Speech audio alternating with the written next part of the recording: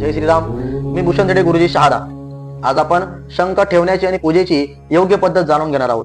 मित्रांनो, आपल्या घरामध्ये शंख असणं फार महत्वाचं आहे. शंख रोज सकाळ संध्याकाळ आपल्या घरात वाजवल्याने नकारात्मक ऊर्जा दूर होते आणि घरात सुख समृद्धी वाढते.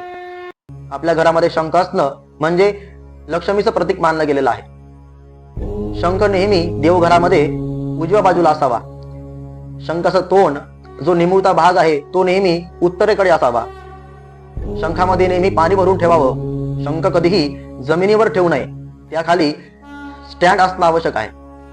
शंखाचं पूजन अष्टगंध आणि अक्षता वाहून करावं आणि देवपूजा झाल्यानंतर शंखातील पाणी आपल्या अंगावरती शिंपण करून आपल्या घरामध्ये शिंपडल्याने आपल्या घरामध्ये जी नकारात्मक ऊर्जा आहे ती बाहेर जाते आणि सकारात्मक ऊर्जा घरामध्ये येऊन आपल्या घरामध्ये सुख समृद्धीची वाढ होते.